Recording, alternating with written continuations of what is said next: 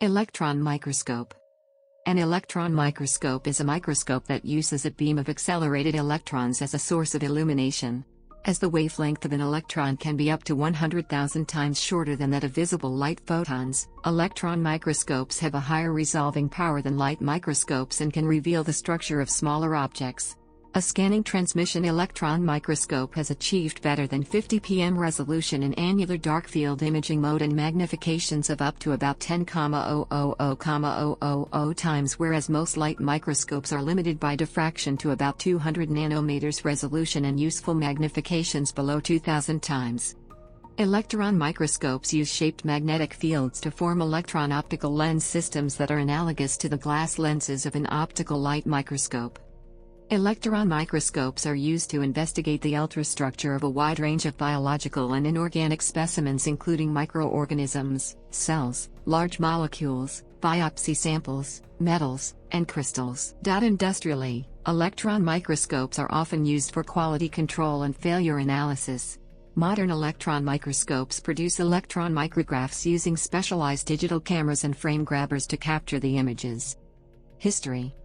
In 1926, Hans Busch developed the electromagnetic lens. According to Dennis Gabor, the physicist Leo Szilard tried in 1928 to convince him to build an electron microscope, for which he had filed a patent. The first prototype electron microscope, capable of 400 power magnification, was developed in 1931 by the physicist Ernst Ruska and the electrical engineer Max Knoll. The apparatus was the first practical demonstration of the principles of electron microscopy. In May of the same year, Reinhold Rudenberg, the scientific director of Siemens Schuckert-Werke, obtained a patent for an electron microscope. In 1932, Ernst Lubke of Siemens and Halske built and obtained images from a prototype electron microscope, applying the concepts described in Rudenberg's patent. In the following year, 1933, Ruska built the first electron microscope that exceeded the resolution attainable with an optical, light, microscope. 4 years later, in 1937, Siemens financed the work of Ernst Ruska and Bodo von Bories, and employed Helmut Ruska, Ernst's brother, to develop applications for the microscope, especially with biological specimens. Also in 1937, Manfred van Ardenne pioneered the scanning electron microscope. Siemens produced the first commercial electron microscope in 1938.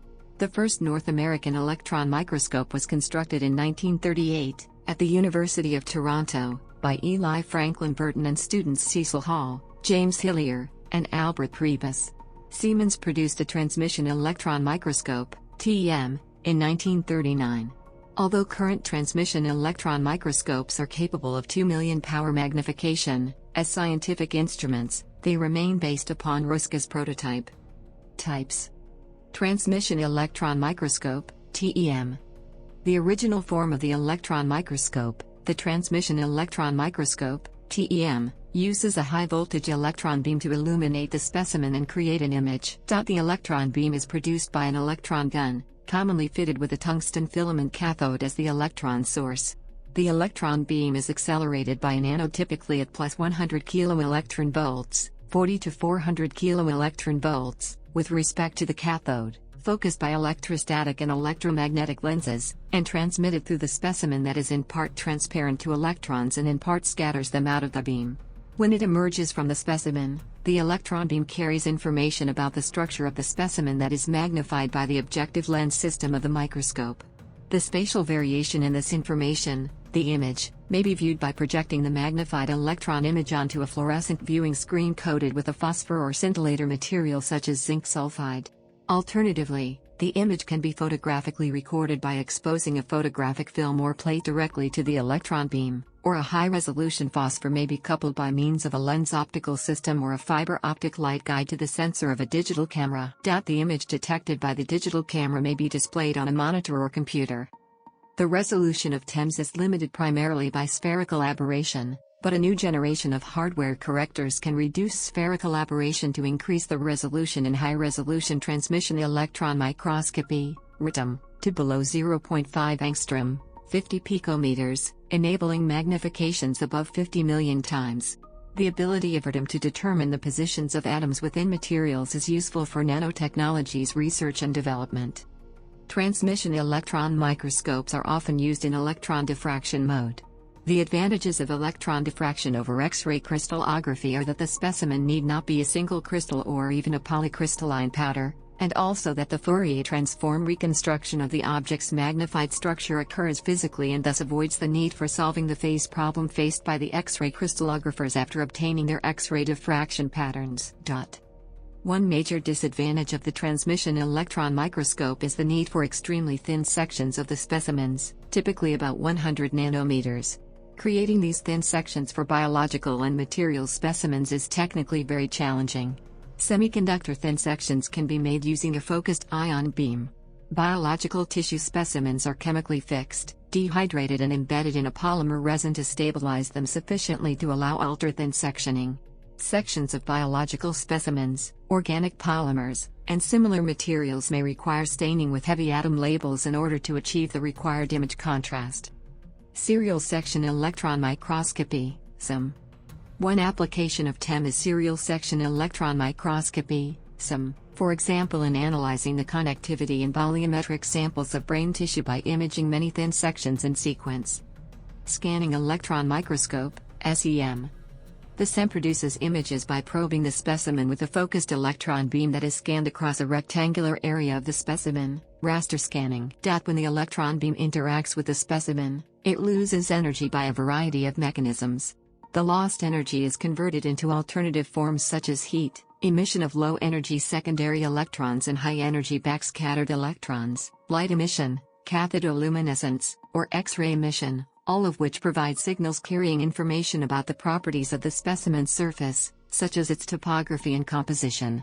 The image displayed by an SEM maps the varying intensity of any of these signals into the image in a position corresponding to the position of the beam on the specimen when the signal was generated. In the SEM image of an ant shown below and to the right, the image was constructed from signals produced by a secondary electron detector, the normal or conventional imaging mode in most SEMs. Generally, the image resolution of an SEM is lower than that of a TEM. However, because the SEM image is the surface of a sample rather than its interior, the electrons do not have to travel through the sample. This reduces the need for extensive sample preparation to thin the specimen to electron transparency. The SEM is able to image bulk samples that can fit on its stage and still be maneuvered, including a height less than the working distance being used, often 4 mm for high-resolution images. The SEM also has a great depth of field, and so can produce images that are good representations of the three-dimensional surface shape of the sample. Another advantage of SEMs comes with environmental scanning electron microscopes, ESEM, that can produce images of good quality and resolution with hydrated samples or in low, rather than high, vacuum or underchamber gases. This facilitates imaging unfixed biological samples that are unstable in the high vacuum of conventional electron microscopes. Reflection electron microscope, REM. In the reflection electron microscope, REM, as in the TEM, an electron beam is incident on a surface, but instead of using the transmission, TEM, or secondary electrons, SEM, the reflected beam of elastically scattered electrons is detected. This technique is typically coupled with reflection high-energy electron diffraction, RED, and reflection high-energy loss spectroscopy, RLS. Another variation is spin-polarized low-energy electron microscopy, SPLEM, which is used for looking at the microstructure of magnetic domains. Scanning transmission electron microscope, STEM.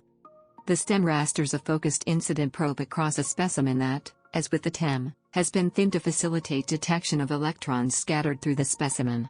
The higher resolution of the TEM is thus possible in STEM. The focusing action, and aberrations, occur before the electrons hit the specimen in the STEM, but afterward in the TEM. The STEM's use of SEM-like beam rastering simplifies annular dark-field imaging, and other analytical techniques, but also means that image data is acquired in serial rather than in parallel fashion. Often TEM can be equipped with a scanning option, and then it can function both as TEM and STEM. Scanning tunneling microscopy, STM. In STM, a conductive tip held at a voltage is brought near a surface, and a profile can be obtained based on the tunneling probability of an electron from the tip to the sample, since it is a function of distance. Color. In their most common configurations, electron microscopes produce images with a single brightness value per pixel, with the results usually rendered in grayscale.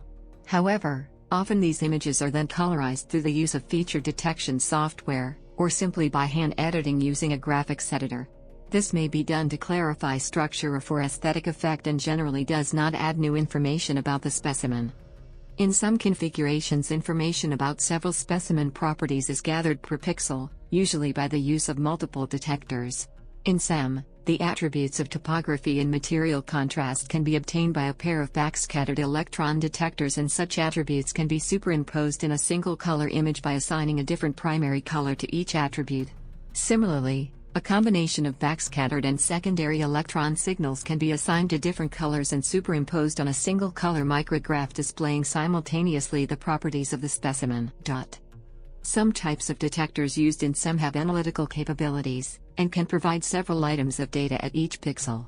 Examples are the energy dispersive X-ray spectroscopy, EDS, detectors used in elemental analysis and cathodoluminescence microscope, CL, systems that analyze the intensity and spectrum of electron-induced luminescence in, for example, geological specimens.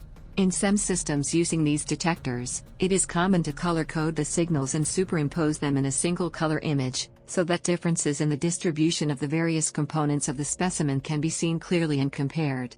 Optionally, the standard secondary electron image can be merged with the one or more compositional channels, so that the specimen's structure and composition can be compared. Such images can be made while maintaining the full integrity of the original signal, which is not modified in any way. Sample preparation. Materials to be viewed under an electron microscope may require processing to produce a suitable sample. The technique required varies depending on the specimen and the analysis required. Disadvantages.